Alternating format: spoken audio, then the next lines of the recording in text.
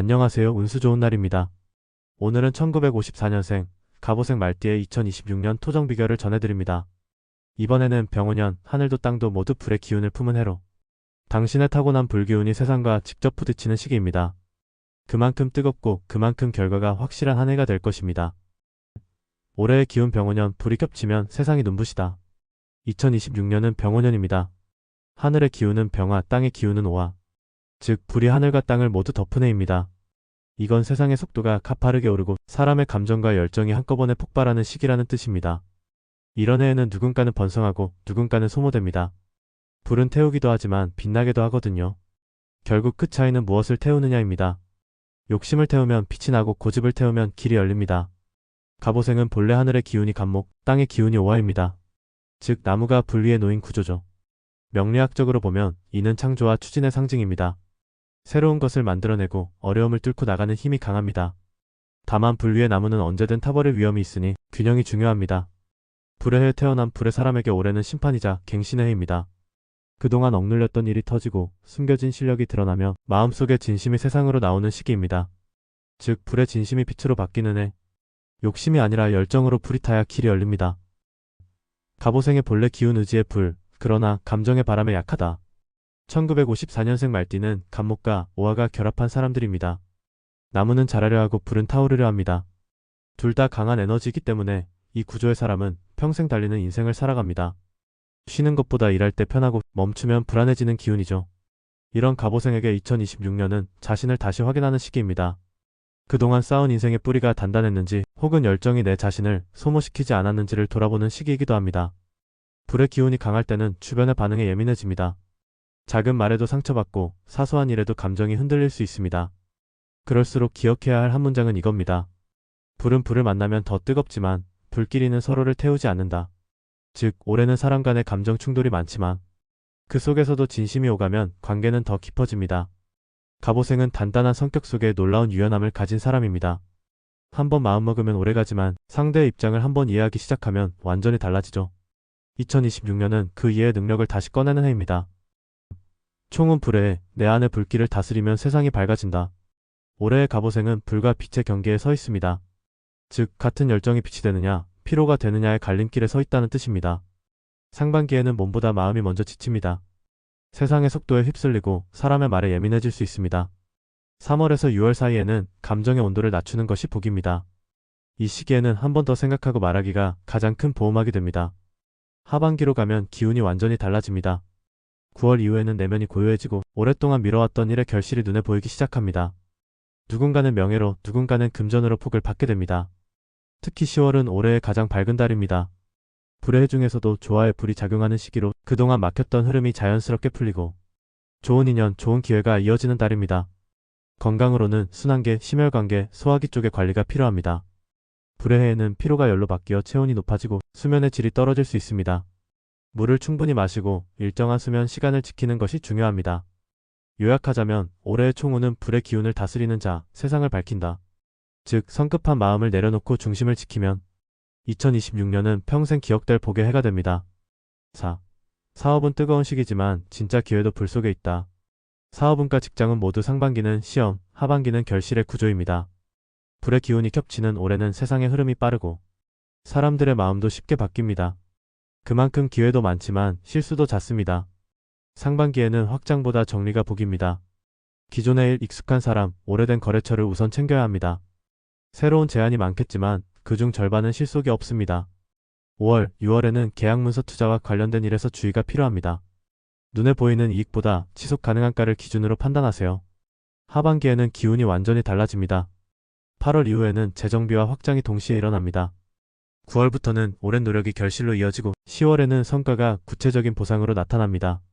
사업자는 거래가 활발해지고 직장인은 평가나 승진운이 강해집니다. 다만 11월에는 잠시 조정의 흐름이 옵니다. 몸이 피곤하거나 사람 간의 의견이 맞지 않을 수 있습니다. 이 시기에는 욕심을 잠시 내려놓는 것이 복입니다. 불의 해에 가장 무서운 건 더 타오르고 싶은 마음이니까요. 올해의 사업운은 한 문장으로 이렇게 정리됩니다.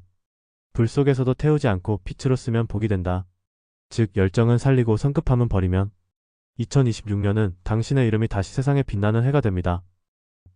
재물은 불이 재를 남기면 그 재가 다시 복의 씨앗이 된다. 2026년의 재물운은 불의 해답답함 속에서 복이 피어나는 구조입니다. 즉, 돈의 흐름이 일정치 않지만 결국은 돌아오는 순환형 재물운이에요. 상반기에는 지출이 많고 들어오는 돈의 속도가 불안정할 수 있습니다. 명리학적으로 병오년은 불의 순환이 빠르기 때문에 들어오면 곧 나가는 돈, 즉 금전이 머무르지 않는 흐름이 강합니다. 이건 나쁜 운이 아니라 정화의 과정입니다. 오래된 금전 문제나 감정 섞인 거래가 정리되는 시기이기도 합니다. 3월부터 6월까지는 돈과 관련된 일에 신중함이 필요합니다. 이 시기엔 감정적 지출이 가장 큰 흉이 됩니다.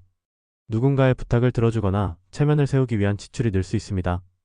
그러나 이건 복이 아니라 피로로 남습니다. 돈은 사람을 살릴 때가 아니라 내 삶을 유지할 때 가장 맑은 복이 됩니다. 7월 이후에는 흐름이 안정됩니다. 특히 9월부터 11월까지는 재물의 균형이 맞아집니다. 그동안 밀린 보상, 거래 대금 혹은 예상치 못한 수입이 들어올 가능성이 있습니다. 사업자는 고객층이 새롭게 바뀌고 직장인은 인센티브나 평가 보상이 생길 수 있습니다. 재물운의 핵심은 버는 돈보다 쓰는 돈의 성질입니다. 올해는 의미 있는 소비가 복을 부릅니다. 건강, 가족, 주거, 배움에 쓰는 돈은 흩어지는 돈이 아니라 돌아오는 복이에요. 반면 과시, 비교, 경쟁심에서 비롯된 소비는 불의 연기처럼 사라집니다. 불의 해의 재물운을 다스리는 가장 좋은 방법은 물의 마음으로 돈을 쓰는 것입니다. 흐르게 두고 집착하지 않고 필요한 만큼만 머물게 하는 것. 이게 바로 올해 갑오생의 금전 방정식입니다. 인간관계운 불이 부딪히면 타지만 빛은 함께 나눈다. 2026년의 인간관계는 감정의 온도 조절이 복의 열쇠입니다. 불의 기운이 겹치는 해이니 사람 사이의 감정도 쉽게 달아오릅니다. 평소보다 감정 표현이 커지고 말이 곧 행동처럼 작용할 수 있습니다. 상반기에는 대인관계의 변화가 많습니다. 새로운 사람을 만나거나 오랜 인연과의 거리를 조정하는 흐름이에요. 3월, 5월에는 감정이 예민해지며 작은 말 한마디가 오해로 이어질 수 있습니다. 이 시기에는 논리보다 온도, 즉 말의 내용보다 말의 톤이 중요합니다. 갑오생은 본래 직관이 뛰어나고 말에 힘이 강한 사람들입니다.